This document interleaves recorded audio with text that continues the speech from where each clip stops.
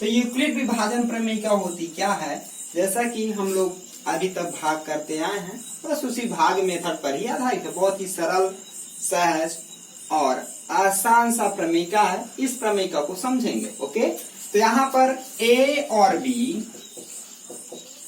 ऐसी दो पूर्णांक संख्याएं लेंगे जिनके लिए a बराबर कितना हो जाएगा, q into b plus R K, या इसी को लिख सकते हैं n equal to B Q plus R, जहां a को हम कहते हैं भाग बराबर, b को कहते हैं भाजक,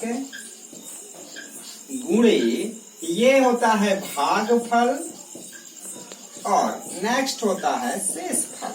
ओके, और ये हम सिंपली समझते हैं कि हम कोई भी अगर भाग अप्लाई करते हैं, भाग कर रहे होते हैं, तो उसकी जांच करने की मेथड ही है, और इसी मेथड का उपयोग यूक्लिड विभाजन प्रमेयिका में किया गया। बहुत ही आसान है, समझेंगे यूक्लिड विभाजन प्रमेयिका का कोई एक सवाल है करते।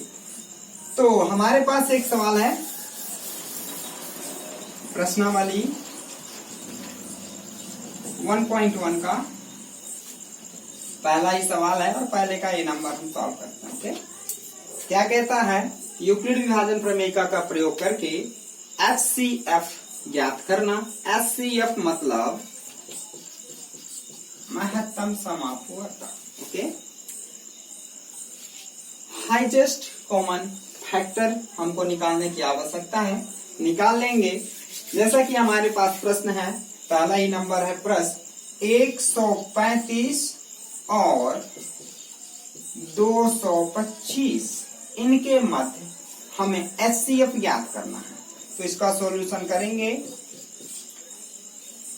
तो यहाँ पे सबसे पहले हमको देखने की जरूरत है कि इन दोनों में बड़ा कौन सा है, और जो बड़ा है वही तो भाग होगी, क्योंकि छोटा वाला भाग हम करेंगे नहीं, इसलिए।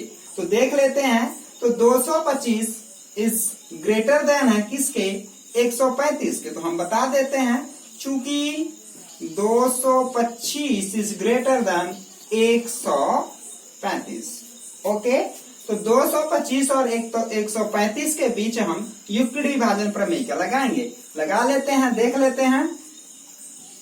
225 और 135 के मध्य यूक्लिड विभाजन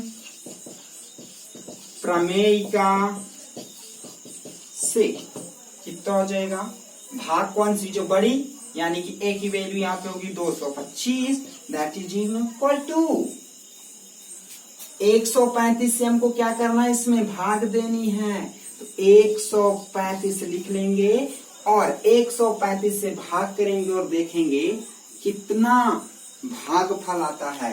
तो साइड में 225 भागे 135, यहाँ पे हम देख रहे हैं समथिंग 1 टाइम से ही जाएगा भाग, तो 135 ही आया। शेष कितना बच रहा है उसको भी नोट कर लेंगे।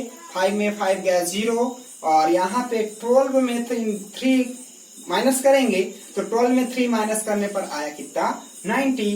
तो हमारे पास जो भागफल है वो आई है A, और जो शेष फल है वो आया है 90। ओके, अब शेष फल 90 आ गया, मीन्स अभी 0 नहीं हुआ है। जब 0 हो जाएगा तो हमारी यूक्लिड विभाजन प्रमेयिका सफल हो जाएगी। ओके, तो अगर बात कर रहे हैं, ये प्रथम चरण था।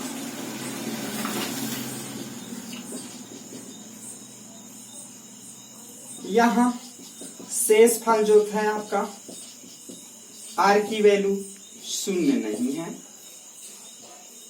शेष फल r की वैल्यू 0 नहीं है, इसलिए इसके लिए हम सेकंड चरण अप्लाई करते हैं। ओके, तो चरण 2, चरण दूसरी।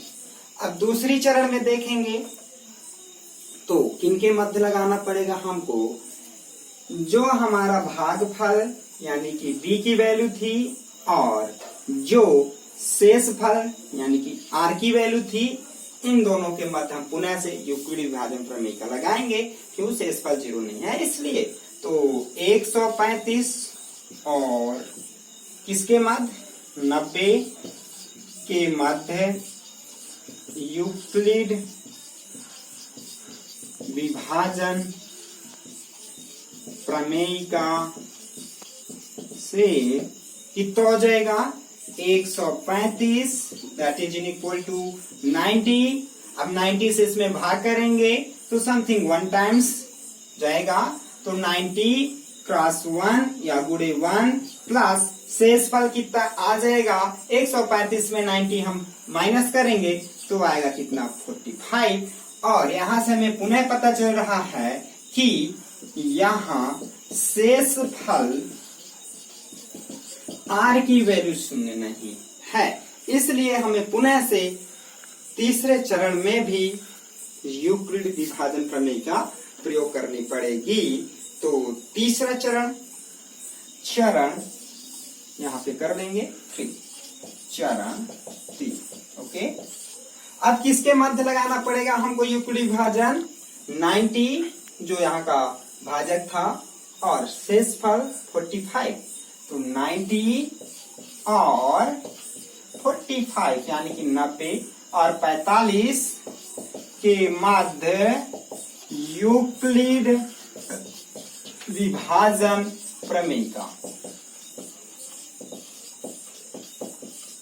का से कितना हो जाएगा 19 इक्वल टू 45 क्रॉस कितने टाइम्स यहाँ पे भाग जाना है 45 का, यानी 45 का हमको पहाड़ा पढ़ना है। 45 का पहाड़ा हम 2 बार अगर पढ़े तो 45 दूनी होता है कितना 90 और 90 आ गया पूरा, तो 90 में 90 घटाएंगे तो शेषफल हो जाएगा कितने के 0।